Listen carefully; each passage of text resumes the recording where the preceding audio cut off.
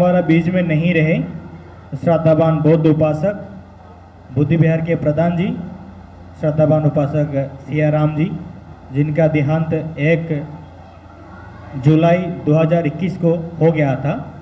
आज उनके उपलक्ष्य में हम सब यहाँ पे एकत्रित हुए हैं। आप सब यहाँ पे शांति पाठ के लिए उपस्थित हुए हैं। जैसे कि आज उपासक जी हमारा बीच में नहीं है, बुद्ध ने तो बहुत सारी शिक्षाएं हम लोगों को दिया। बुद्ध ने अपने प्रवचन में, अपने धम्म देशना में भी ये बोला, सब्बे संकारा अनिच्चाति यादा पय्य पश्यति अद्दा निभंति दुखा ऐसा मग्गो विशुद्धया। अर्थात दुनिया में सारे संस्कार अनित्य हैं। हम ज़्यादातर लोग इस चीज़ को जानते हैं। दुनिया में सारे संस्कार, सारे चीज़ें अनित्य हैं। जब कोई जन्म लेता है तो एक दिन इस दुनिया को छोड़ के उनको जाना होता है। ये प्रकृति का मापदंड है, ये आज का नहीं है। जब तक पृथ्वी का रचना हुआ है तब से ये परंपरा चला आ रहा है, आज भी है और आने वाला टाइम में भी यही रहेगा। तो बुद्ध ने इसीलिए कहा है कि दुनिया में सब कुछ अनित्य है और इस अनित्य के बारे में ज्ञान प्राप्त करते हुए जो व्यक्ति आध्यात्मिक ज्ञान को जान लेता है, बुद्ध को ज्ञान को जान लेते हैं, बुद्ध को शीलों को, समाधि को, प्रज्ञा को जानकर जो दुख मुक्ति के जो रास्ता है, परम सुख जो निर्वाण है, उस पर अग्रसर होता है, वही परम सुख होता है अद्दा। तो इसीलिए बुद्ध का जो निर्वाण का जो मार्ग है वो विशुद्धि मार्ग कहा गया है।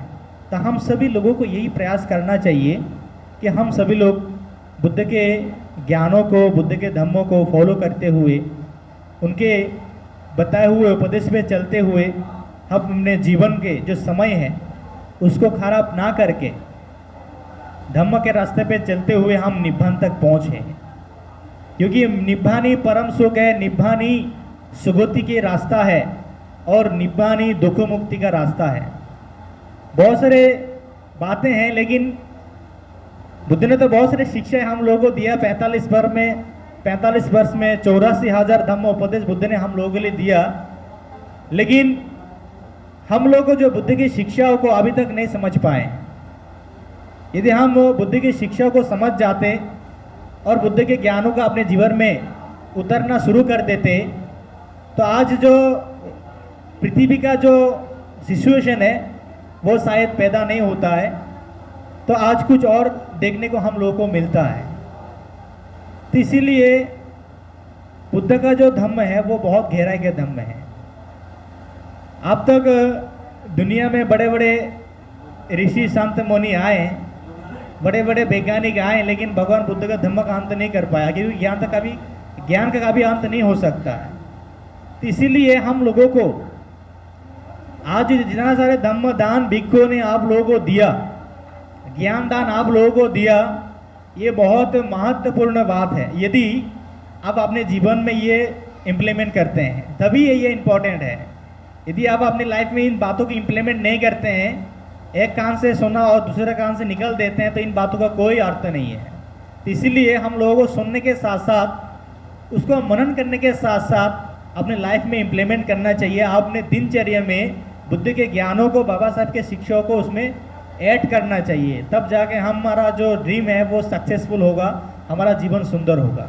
ये हमारा मानव जीवन का यात्रा है, कब खत्म हो जाए किसी को नहीं पता। तो इसीलिए इस यात्रा को सफलतापूर्वक, ज्ञानपूर्वक, शीलपूर्वक, समाधिपूर्वक सक्सेसफुल बनाने के लिए हमें धम्म का आवश्यकता है। इसलिए बुद्ध ने हमें शिक्षा दिया है। तो बुद्ध ने कहा है कि जीवन को ऐसे व्यतीत करो कि जाने के बाद भी लोग आपको याद करें। क्योंकि जब व्यक्ति दुनिया को छोड़ के जाते हैं तो कुछ भी नहीं लेके जाते हैं, हम सबको पता है। ना बैंक बैलेंस लेके जाते हैं, ना बनाए हुए प्रॉपर्टी लेके जाते हैं, ना करोड़ों अरबों संपत्ति ले जाते हैं, कुछ भी नहीं ले जाते हैं। हम सबको मालूम है, ले जाते दो ही चीज़ें, अच्छाई और बुराई लेके जाते हैं। यदि व्यक्ति वो अपने जीवन काल में अच्छे कर्म करते हैं, अच्छे विचारों पे चलते हैं, दूसरे के हित के लिए, मंगल के लिए कार्य करते हैं, तो वो अच्छे विचार के साथ दुनिया को छोड़ के जाते हैं। कोई व्यक्ति बुरे कर्मों में अपने जीवन में लिप्त रहता है तो बुरे कर्मों के साथ दुनिया छोड़ के जाते हैं। क्योंकि इसमें एक बात यह है, व्यक्ति शरीर छोड़ देता है, व्यक्ति का शरीर मर जाता है लेकिन उसका विचार कभी मरता नहीं है, विचार हमेशा जिंदा रहता है। इसलिए हमें ऐसा विचार मन में उत्पन्न करना चाहिए जिस विचारों को लोग हजारों साल याद करें। जिसकी कहा तथागत सम्यक संबुद्ध है, उन्होंने महापरिनिर्वाण प्राप्त किया है। बहुत सारे लोगों के मन में ये प्रश्न होता है कि बाबा साहब के गले में माला पड़ता है, भगवान बुद्ध के गले में माला क्यों नहीं पड़ता? क्योंकि भगवान बुद्ध खत्म ही नहीं हुआ है, उन्होंने अपने शरीर को छोड़ा है, महापरिनिर्वाण की प्राप्त किया है, वो मरा नहीं है, खत्म नहीं हुआ है, उन्होंने छोड़ा है अपने शरीर को। एक समय आने पर उन्होंने अपने शरीर को छोड़ा है, महापरिनिर्वाण उन्होंने प्राप्त किया है, वो मरे नहीं है, वो शास्ता है, वो भगवान, इसलिए उनके गले में कभी माला नहीं पड़ता है। तो भगवान बुद्ध का जो ज्ञान है आज से 2565 वर्ष हो चुका है, लेकिन आज भी पूरे विश्व भर में बुद्ध के ज्ञानों को लोग फॉलो करते हैं, उस पर चलते हैं और चलकर अपने जीवन का मंगल करते हैं।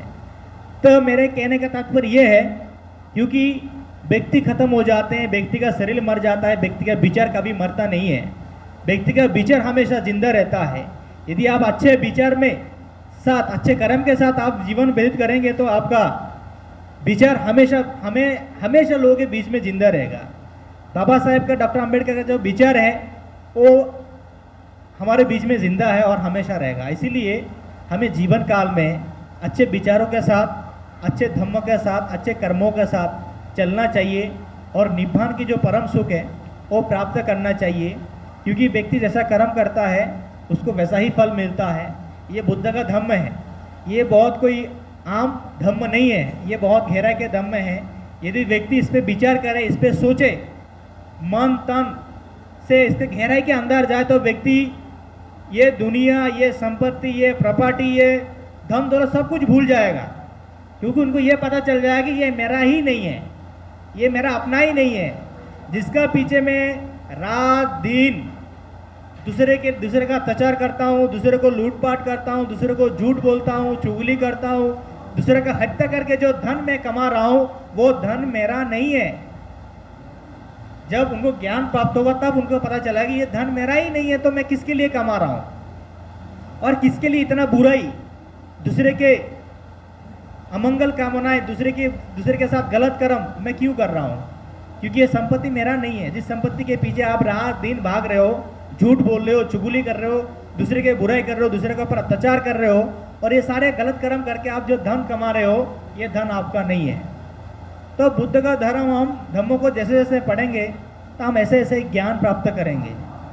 मैं छोटी सी एक थाईलैंड के एक भिक्षु है जो बहुत प्रसिद्ध भिक्षु है, इनके एक जीवन कहानी बोल के मैं अपनी वाणी को विराम दूंगा। एक समय पे थाईलैंड में बहुत ज़्यादा प्रसिद्ध भिक्षु थे, क्योंकि ये कोई काल्पनिक या कहानी नहीं है, ये एक सच्चाई है जो प्रैक्टिकली में जो हुआ है। तिष्य बंती जी, एक तिष्य भिक्षु, एक महादेव भंती जी थे थाईलैंड के अंदर। एक समय पर जब वो किसी बड़ा कार्यक्रम में, बड़ा प्रोग्राम में वो धम्म प्रवचन करने के लिए गए और जैसे ही उनका नंबर आया, वो तिष्य बंते जी प्रवचन करने के लिए जैसे ही अपने नंबर आया और माइक हाथ में लिया प्रवचन करने के लिए, तभी एक व्यक्ति खड़े होके उनको बोलते हैं कि आप वही व्यक्ति है ना जो आज से कुछ साल पहले दारू पी के नाली में पड़े थे। और सबके सब हैरान हो गए कि इतना बड़ा विद्वान बंती जी, शीलवान बंते जी, हाँ ज्ञानवान बंती जी के बारे में ये बोल क्या रहे।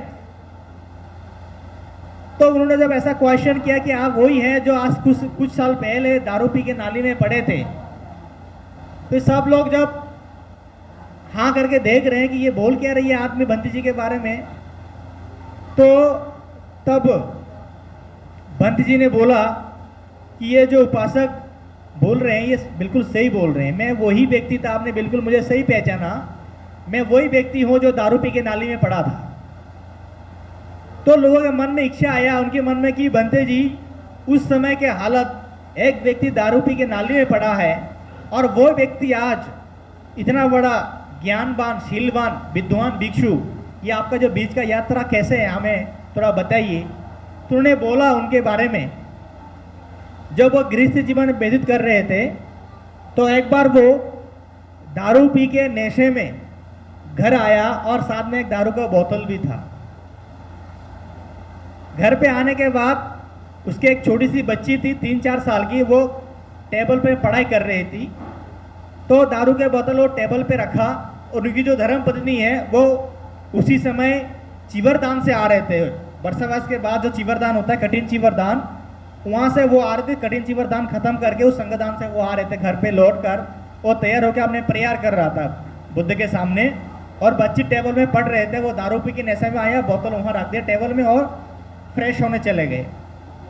और जब फ्रेश होके वो आया, देखा दारू का बोतल टेबल में नहीं है, क्योंकि वो बेटी का हाथ लग के वो टेबल बोतल जो है नीचे गिर गया और टूट गया। तो उसने थोड़ा गुस्सा किया, वो कुछ बोला नहीं बेटी को, फिर जाके वो सो गए। सोने के बाद फिर उनके ऐसा हुआ, फिर वो दारू पी के कुछ साल बाद फिर वो दारू पी के नशे में आया, घर पे दारू का बोतल हाथ में था, बच्ची पर मतलब टेबल पे रखा, और उसी समय उनकी जो पत्नी है वो चीवरदान से लटे हुए थे, चीवरदान से आकर अपने फ्रेश होकर प्रेयर कर रहे थे।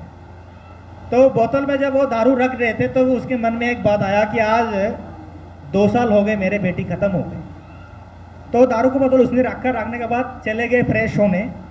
फिर आया, आने के बाद दारू का बोतल वहीं रखा हुआ था। फिर उसके मन में आया, जब उसके बेटी की याद आया कि 2 साल हो गए बेटी खत्म हुए, तो उसके बेटी की याद में वही फिर वो, और दारू उस दिन पिया नहीं रात को, फिर वहाँ फिर ना बाहर फेंक के बोतल और सो गए। और जैसे ही सो गए, सोने के थोड़ी देर बाद उसके मन में सपना आया। सपना ऐसा आया कि बहुत बड़ा सांप है, सर्प है, जो स्नेक है, बहुत बड़ा सांप है, उसको जान से मारने के लिए दौड़ आ रहा है। और वो अपने जान को बचाने के लिए वो भागे जा रहा है, भागे जा रहा है, भागे जा रहा है। पीछे सांप आ रहा है, इतना मोटे तगड़ा सांप, उसको मारने के लिए दौड़ आ रहा है, वो भागे जा रहा है अपनी जान बचाने के लिए। तो भागते भागते भागते भागते एक रास्ते के बीच चौराहे पे वो पहुंच गए। पहुंच जाने के बाद उस तरफ बहुत जोर से आग जल रहा था। अब उसके सामने कोई रास्ता नहीं है, इधर से वो सांप आ रहा है उसको मारने के लिए जान से, और उसके सामने आग जल रहा है, बहुत तेज के आग। अब जाए तो जाए का, कैसे बचे? तो उसी कोने पे एक बिल्कुल सूखी सी, मतलब सूख के लकड़ी हो रहा था, बिल्कुल जान ही नहीं बचा, सूखी सी एक महिला बैठी थी। मतलब वो बोल ही नहीं पा रहा है ठीक से, बिल्कुल सूखी सी थी वो महिला, वो कोने पे बैठी थी। तो उस व्यक्ति को बोला कि आप इस तरफ जाइए, उसको एक रास्ता बताया कि आप इस तरफ जाइए। तो व्यक्ति उनके बताए हुए रास्ते पर वो उस तरफ भागे चले, और सांप भी उसके पीछे पीछे भाग रहे हैं। तो जाते जाते थोड़ी देर बाद देखा बहुत सारे छोटे छोटे छोटे से प्यारे बच्चे लड़कियों के साथ उनके बेटी खेल रहे हैं। कह रहे ये तो मेरे बेटी है। तो वो बेटी के पास गया, तो उसने पापा को देखा, तो बेटी के पास गए, कह रहा है बेटी आप यहाँ? कह रही ये पापा ये मेरे सब सौखी है, हम यहाँ खेल रहे हैं। तो वो एकदम से भागे भागे मतलब आ रहे हैं सांप उसको मारने के लिए। और जैसे सांप उसको मारने के लिए आया, बेटी सांप के सामने खड़े हो गए। और बेटी जब सांप के सामने खड़े हुए, वो सांप जो है फिर वापस लौट गए, मारने के लिए कोशिश किया लेकिन कुछ भी नहीं कर पाया, फिर वो वापस चले गए। कह रहा है बेटी तुम्हारे बहुत याद आते हैं, वैसा है वैसे है, ये सांप मुझे मारने क्यों आ रहा था और तुम्हें देख के क्यों चला गया?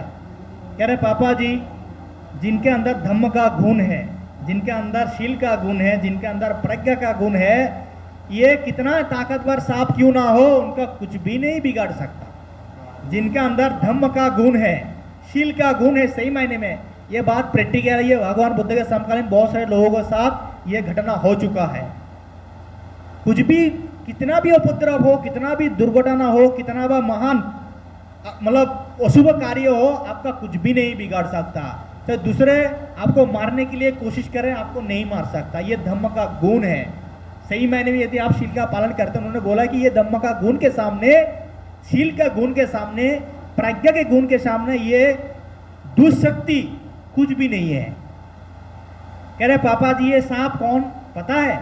उसने बोला कि बेटी वो रास्ते के चौराहे पे एक सूखी सी, बिल्कुल बिल्कुल मतलब जान बचाई नहीं है, सूखी सी एक महिला बैठी थी, उसने मुझे इधर का रास्ता बताया, नहीं तो मैं तो मरा ही जाता। कह रहा ये दोनों क्या, ये मुझे मारने क्यों आ रहा था, उन्होंने मुझे रास्ता क्यों बता रहा था। ये 2-4 लाइनें ध्यान से सुनना, ये कहानी का अंत है, जो मैं इतना लंबे बोल रहा हूं, यहाँ का अंत ये पॉइंट है। फिर जब पापा ने इससे सवाल ये पूछा कि ये दोनों कौन थे, फिर बेटी ने बोला कि जो सांप था, मोटा वाला सांप जो आपको जान से मारने के लिए आया था, ये आपके बुरे कर्म है, अर्थात अकुशल कर्म है, जिसको आपने इतना खिलाया, इतना खिलाया, इतना खिला खिला के इतना बड़ा ताकतवर बना दिया, अंत में आपको जान से मारने के लिए भगा रहे हैं। अर्थात बुरे, वो सांप कौन था? बुरे आपके बुरे कर्म थे, आपने इतना बुरा कर्म किया, अर्थात उतना बुरे कर्म करके आपको उसको सांप को इतना खिलाया, या बड़ा मोटा ताजी बनाया, और ये सब के सब आपके बुरे कर्म है, और वही बुरे कर्म आप आज आपको मारने के लिए भगा रहे हैं। और बेटी वो कोने पे कौन बैठी थी? कह रहा वो आपके अच्छे कर्म है, आपने जीवन में आज तक उसको एक दाना तक नहीं खिलाया, अर्थात कभी शील का पालन नहीं किया, कभी धम्म का पालन नहीं किया, कभी ज्ञान का अनुसरण आपने नहीं किया, इसको बिना खिला के उसको आपने सूखी लकड़ी बना दिया। वही आपके अच्छे कर्म है, जो थोड़ा बहुत भी आपने किया होगा, आज उसने भी बस वो जितना बोल पा रहा था उतना बोल के आज आपका जान बचा दिया। इस कहानी का ये अर्थ है कि हमें बुरा कर्म नहीं करना है, हमें जीवन में अच्छे कर्म करना है। शील, समाधि, प्रज्ञा, करुणा, मैत्री, मुदिता, उपेक्षा अपने जीवन में धारण करते हुए अपने जीवन को व्यतीत करना है, धम्म के रास्ते पे चलना है। इसी में हमारा कल्याण है, इसी में हमारा मंगल है, इसी में हमारा सुगति है, इसी में यही हमारा निब्बान का रास्ता है। तो मैं और ज़्यादा कुछ ना कहते हुए पहले लोक गुरु शास्त्रा साक्य सिंह अरहत तथागत भगवान गौतम बुद्ध के चरणों में वंदन करते हुए विश्व वंदनीय पूजनीय भिक्षु संघ को त्रिवार वंदन करते हुए विश्वरत्न बोधिसत्व डॉक्टर बाबा साहब अम्बेडकर के प्रति कृतज्ञता ज्ञापित करते हुए आज इस शुभ सभा में आए हुए सभी उपासक उपासिकाओं और प्यारे बच्चों को मैं अपनी तरफ से ढेर सारा मंगल मैत्रीपूर्ण मंगल कामनाएं करता हूं। सभी के सफल, सुखद और शांतिपूर्ण प्रगतिकारी जीवन की कामना करते हुए सबको ढेर सारा मंगल मैत्री करता हूं। जैसे हम लोग बहुत बार भगवान बुद्ध की वाणी पूजनीय भिक्षु संघ के माध्यम से और आचार्य लोगों के माध्यम से सुनने का जब अवसर मिलता है तो हमको बहुत ही ध्यान से सुनना चाहिए, क्योंकि जो भगवान बुद्ध की वाणी है ये साधारण चीज़ नहीं है। जब भी ऐसा अवसर मिले तो श्रद्धापूर्वक शीलवान बनने की कोशिश करना चाहिए, क्योंकि हमारा जो जीवन है दुख से घिरा हुआ है। हम एक चीज़ को सॉल्व करते ही नहीं, दूसरा हमारा दुख आके खड़ा हो जाता है। दूसरे को पूरा करने के लिए हमको चेष्टा करना पड़ता है। तो धम्मपद की गाथा में जैसे भिक्षु संघ के लिए है, यो हबे हरो बुद्ध शासने, यो हबे दहरो भिक्षु युजंत बुद्ध शासने, सो इमंग लोकं पभासेति अभा मुत्तो व चंदिमा। अर्थात जो कोई तरुण भिक्षु, तरुण मतलब जैसे हमारे बंते जी लोग हैं, युवा बंते जी लोग हैं, और सब लोग अपने एनर्जी को, ऊर्जा को भगवान की धम्म, भगवान की वाणी को लोगों में ले जा करके, जो जिस प्रांत से है वो उस प्रांत की भाषा को सीख करके, और प्लस वो हिंदी भी सीख रहे हैं। हमारे दिल्ली में आकर के वो हिंदी सीख करके हमारे अपने लोगों को, दिल्ली में हमारा इधर लोकल कोई भंते जी नहीं है, बहुत कम मिलेगा। जितने भी भंते जी हमारे सब इधर जितने सारे लोग सब नॉर्थ ईस्ट से है।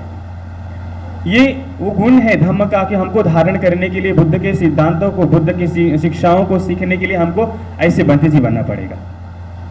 सही मायने में सीखना है तो, जानना है तो। यो हवे तारो भिक्षु युजंत बुद्ध शासने, सो इमंग लोकं पभासेति अभा मुत्तो व चंदिमा। अर्थात जो कोई तरुण भिक्षु अपने को बुद्ध शासन मतलब जो भगवान बुद्ध के जो विनय है, नियम है, सिद्धांत है, शिक्षाएं हैं, अपने आप को उसमें रद्द कर लेता है, अपने आप को स्थापित करने का कोशिश करता है, काम करता है। भिक्खु युजंत बुद्ध शासने सो इमं लोकं पभासेति, तो वह अपने आप को जैसे उसका प्रभाव, उसका जो तेज है बादलों से मुक्त चंद्रमा की भांति प्रकाशित करता है। वो दिन रात प्रकाशित होता है, ऐसा भिक्षु होता है, ऐसे श्रमण होता है। तो ऐसे भिक्षु संघ को मैं वंदन करता हूँ कि जो अपने खुद वाणी को धारण करने के साथ साथ अपना कल्याण करने में, अपने समय को व्यतीत करने के साथ साथ और दूसरों के कल्याण में सहायक बन रहे हैं। ऐसे पूजनीय, वंदनीय, अभिनंदनीय भिक्षु संघ को मैं पुनः त्रिवार वंदन करते हुए, भगवान का जो धम्म है, भगवान ने जो देशनाएं की है, वो सार्वकालिक है, सार्वदेशिक है और सार्वजनिक है। किसी वर्ग, किसी जाति, किसी समुदाय, किसी प्रांत वर्ग के विशेष के लिए नहीं है, ये सबके लिए है। जो भगवान बुद्ध ने बताया, अभी भंते जी ने बोला, सुपटिपन्नो भगवतो सावक संघो, इस संघ की वंदना करते हैं कि जो भगवान का श्रावक संघ है, ये सावक संघ सुपटिपन्न है। सुपटिपन्नो भगवतो सावक संघ, श्रावक संघ सुपटिपन्न है, अच्छे तरीके से आच्छादित है और ये सही मार्ग पे चल रहा है। हम भगवान की वंदना कर रहे हैं कैसे? इतपि सो भगवा अरहं सम्मा संबुद्धो विद्याचरण संपन्नो सुगतो लोकविदु अनुत्तरो पुरुषधम्म सारथी सत्ता देव मनुष्यानं बुद्धो भगवती। इतपि ऐसे भगवा, भग्गरागो भग्गदोषो भग्गमोहो होति भगवा। भगवा शब्द उन लोगों का नहीं जिसको ये मतलब भगवान शब्द सुनते ही लोगों के एक इमेज क्रिएट हो जाता है, वो तीर तलवार वाले महाराज लोग। यहाँ भगवा शब्द हमारा पाली भाषा से लिया गया है। भगवा मतलब होता है जिन्होंने अपने अंदर की बुराइयों को, चित्त को शुद्ध कर लिया, परिशुद्ध कर लिया। ऐसे भगवा अरहत, जो अरहंत है, सम्यक संबुद्ध है, सम्मा संबुद्धो विद्याचरण, सुंदर विद्या से युक्त है, सुगतो, सुंदर गति को जानने वाले हैं, लोक विदु अनुत्तरो पुरुष धम्म सारथी सत्ता देव मनुष्यानं बुद्धो भगवती। ऐसे भगवान, ऐसे कल्याणकारी मार्ग को धारण करके ऐसे सुमार्ग पे प्रतिष्ठित भगवान तथागत भगवान बुद्ध के चरणों में हम वंदन करते हैं। भगवान ने जो धम्म दिखाया, स्वाख्यातो, भगवान ने जो धम्म दिखाया है वो सुआख्यात है, सही तरीके से आख्यातित किया गया है। स्वाख्यातो भगवता धम्मो संदीप्तिको, संदृष्टिक है, अकालिको, अकेले चलने वाला है। यही पसी को आओ और करके देखो, करके देखना पड़ेगा। यहाँ अगर आम का टेस्ट लेना है तो उसको खाना पड़ेगा, तभी आपको उसका टेस्ट पता चलेगा। नहीं तो आप आम का वर्णन करेंगे, ये लंगड़ा आम बड़ा टेस्टी होता है, ये दशहरी आम बड़ा अच्छा होता है, या कोई भी सारी चीजें, तो आपको तब तक नहीं समझ आएगा, तब तक उसका स्वाद नहीं आपको पता चलेगा, जब तक आप अपने उसको अपने टंग से या अपने जीभ से उसको स्पर्श नहीं कराएंगे। करके देखना पड़ेगा, एक एक को करके देखना पड़ेगा, एक एक को पुण्य अर्जन करना पड़ेगा, एक एक को अपने जीवन में भगवान बुद्ध की वाणी को धारण करना पड़ेगा।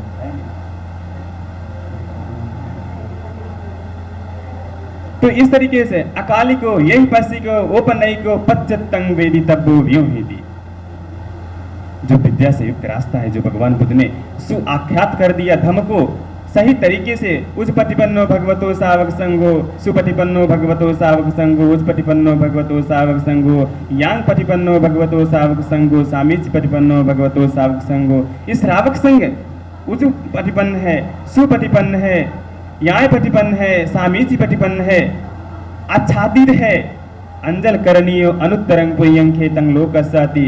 ये चार पुरुष पुद्गल, जो 8 पुरुष पुद्गल है, इनसे आच्छादित है।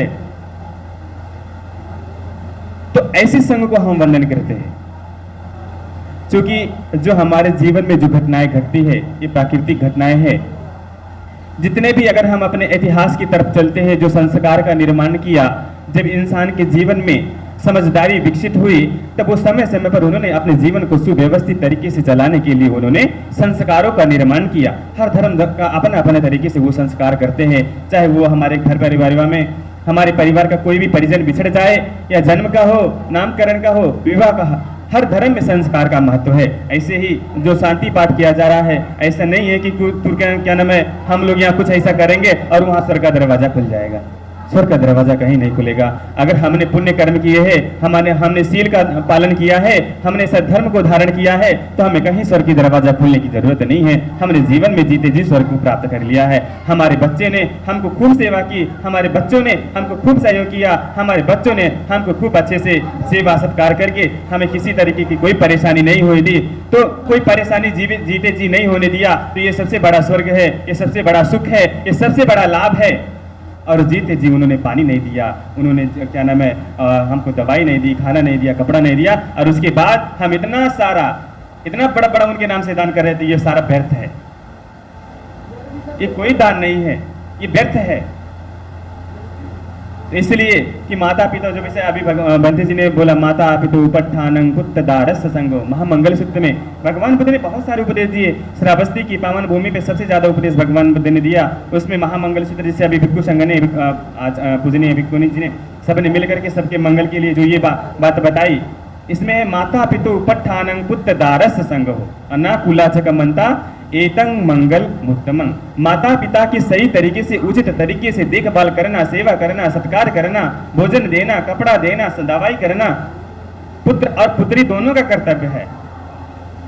अनाकुलाचक मनता, अनुकूल कमाई करके, कर्म करके, मेहनत करके, कमंता एतंग मंगल, अनुकूलाचक मनता एतंग मंगल मुत्तमं, अनुकूल कमाई करके उसको अपने जीवन को यापन करना चाहिए, और उसके बाद साथ अपने माता पिता, परिजन को, लोग संबंधी को, सबको हमको देखभाल करना चाहिए।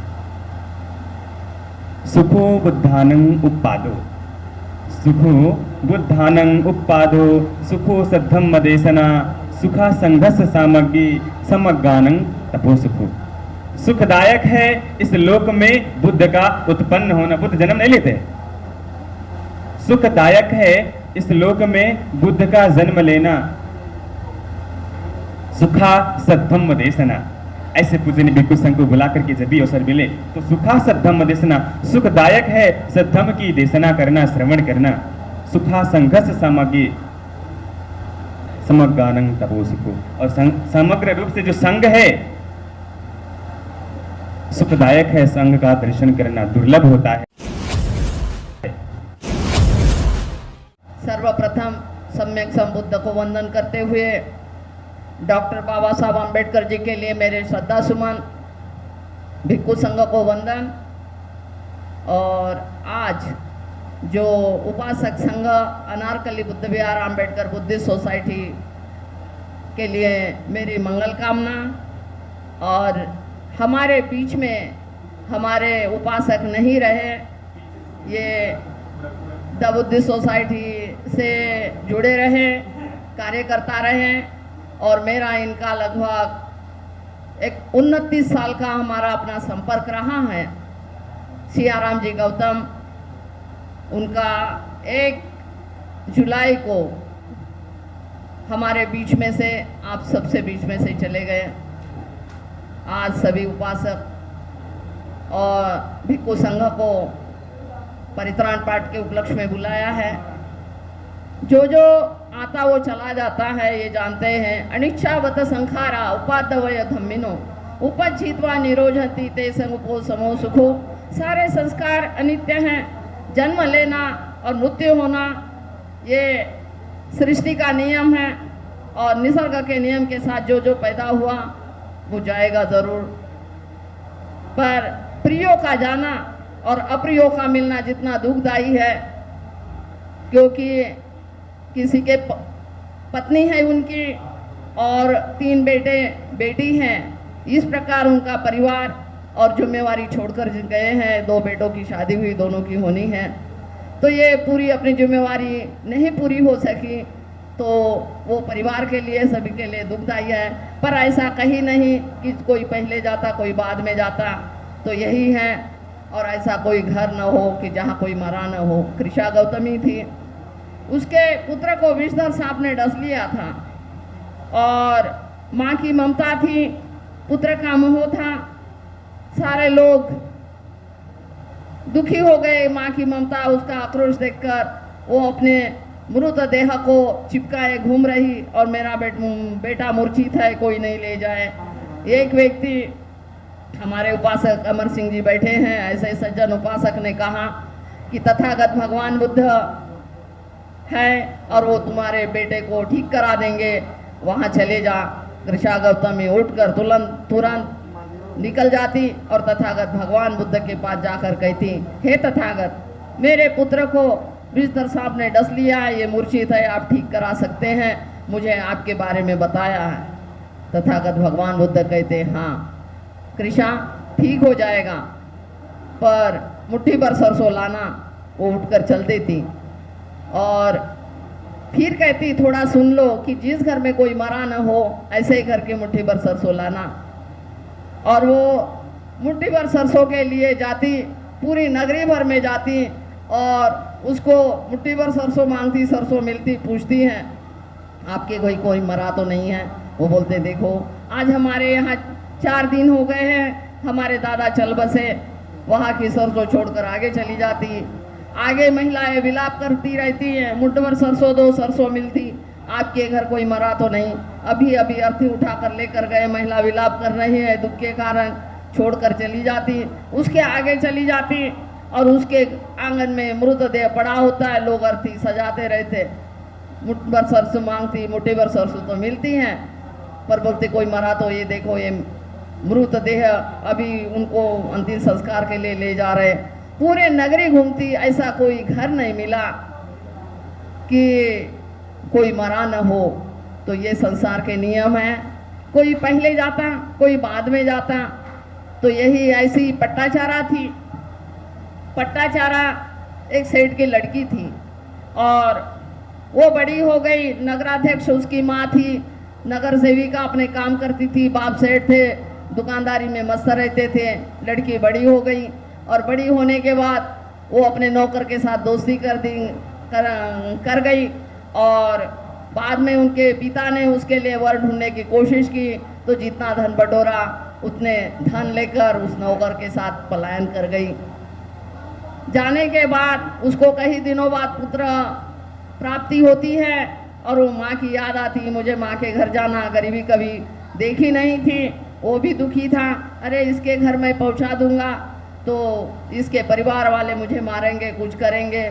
उसके बाद में भी वो पुत्र होता है, रहती, बाद में वो थोड़ी भूल जाती, दूसरी बार गर्भ में पुत्र आता है और वो दुख के कारण बिना बताए पति को छोड़कर निकल जाती। उनको पता चलता कि मेरी पत्नी, घर में आकर देखता कहाँ गई, वो मैके चली गई।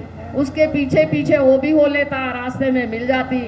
आंधी तूफान, बेमौसमी बारिश, ओले पड़ते और उसी पीरियड में उसको प्रसव पीड़ा भी होने लगती। उसको लगा अरे मेरे कारण इतने कष्ट भुगत रही, उसके थोड़े कुछ पत्ते वत्ते लाकर उसको छाया करा जाए। तो वो जाता पत्ते लाने, उसको सांप डस लेता। इधर उसको प्रसव पीड़ा होने से बच्चा दूसरा पुत्र होता है। ऐसे में रात भर दुखी रहती, अरे इसने भी मुझे धोखा दिया, वो अभी तक आया ही नहीं है। और ऐसे में वो एक पुत्र को लपेटे हुए दूसरे को लेकर चलती। 2 थड़ा नदी भरी होती है, 2 थड़ा नदी भरी है और जो कैसे पार किया जाए, एक बेटे को इस किनारे पे रखकर दूसरे किनारे बच्चों को, छोटे को छोड़ने जाती। बेटे को कहती कि मैं यही रुक जा, मैं अपने उनको छोड़ कर आती। तो जो वहाँ रखती, उधर से बीच में आ जाती कि चील आती और वो मांस का लोथड़ा समझकर उठाने लग जाती। वो जैसे ही हाथ हिलाती, इधर बेटा किनारे पे खड़ा था, उसको लगता कि मेरी माँ मुझे बुलाती। वो बिस्तार में आता, बह जाता और वो चील उस मांस का लोथड़ा समझकर बच्चे को उठाकर लेकर जाती। बड़ी दुखी मन से नदी पार करती और रास्ते में चली जाती। तो वहाँ सारे आंधी तूफानों से उसके बाप का 7 मंजिल महल गिरा होता है। रास्ते में कहती सेठ जी का मकान कहाँ है, तो उनका कुछ नहीं रहा। अभी अभी देखो वो चीता जल रही है और वो चीता में उसके माँ बाप और बेटे को एक ही चीता में जलाया गया। उसको लगता अरे यही तो मेरे माँ बाप थे। और ऐसे में वो तन पर कपड़ा नहीं रखती, पागल होती, रास्ते में कहती मेरे पति को विषधर सांप ने डस लिया, मेरा एक पुत्र चील उठाकर लेकर गई, एक बीज धार में बह गया और मेरे माँ बाप भाई को एक ही चिता में जलाया गया। लोग उसको तन पर कपड़ा नहीं होता पत्थर मारते। ऐसे ही वो तथागत के भगवान बुद्ध के पास जाती और भगवान बुद्ध को यही दोहराती कि मेरे पति को विजदर सांप ने डस लिया, मेरा एक पुत्र विजधार में बह गया, एक पुत्र मांस का लोथड़ा समझकर चील उठाकर लेकर गई, मेरे बाप भाई और बाप भाई माता को एक ही चिता में जलाया गया। तथागत भगवान बुद्ध कहते हैं हाँ बेटी दुख है। तो उसको ऐसा बेटी कहते ही उनको होश आता, अपनी स्मृति जागरूक होती, उसको लगता मैं नग्न हूँ। तो एक हमारा एक श्रमण रहता, वो अपना एक चद्दर डाल देता वहाँ पे और तभी से उसको पट्टाचारा नाम पड़ता है। तो संसार में दुख है, वो साधना करते करते एक लोटा पानी डालती, थोड़ा आगे जाता, दूसरा लोटा पानी डालती, थोड़ा आगे जाकर रुक जाता, तीसरा लोटा पानी डालती और आगे जाकर रुक जाता। वो कहता नहीं, और एक साधना करते करते एक महान भिक्षुनी बन जाती। तो आज आप जानते हैं अगर आप रोते रहेंगे तो इतने सारे पुरखे गए, हो सकता महासागर बन जाता। अगर इतनी अस्थियां भी उठाकर रखते, हो सकता हिमालय पर्वत से ज़्यादा बड़ा पर्वत बन जाता। तो आज आप दुख न करना, संसार के नियम है कि जो आएगा ज़रूर जाएगा। सियाराम जी चले गए, मुझे भी जाना है, और सो जो भी पैदा हुआ वो समझ लो वो मृत्यु के लिए पैदा हुआ, और मृत्यु को याद रखते हुए अपने को अपना जीवन सफल बनाना है, पुण्य का कार्य करना है, सब पापस करना, किसी पाप कर्मों का न करना, पुण्य का संचय करना, अपने मन में प्रज्ञा जगाना, यही सद्धर्म का रास्ता है। तथागत भगवान बुद्ध का यही सम्यक मार्ग है। बड़ों का आदर करना, छोटे के प्रति प्यार करना, भूखे को रोटी देना और थके को आसन देना, निर्धन को धन देना और पूजनीय की पूजा करना, इसी धर्म के साथ मैं ज़्यादा कुछ न कहते हुए धम्मचरे सुचरितं न तं दूधचरितं चरे धम्मचारी सुखम सेन्ति अस्मि लोके परमहित न तावता धम्मधरो यावता बहुवासति यो च पंपि सुत्वानं धम्मं कायन पसंति। जो धम्म का आचरण करता है, जो धम्म देष्टा, वो हमेशा सुखपूर्वक सोता है। तो मैं यही कहती हूँ, जो आया माता पिता की सेवा करना, बड़ों का आदर करना और पड़ोसी के साथ मैत्री से रहना, जो दुखी है उसके दुख दूर करने के लिए अपने अच्छी वाणी का प्रयोग करना।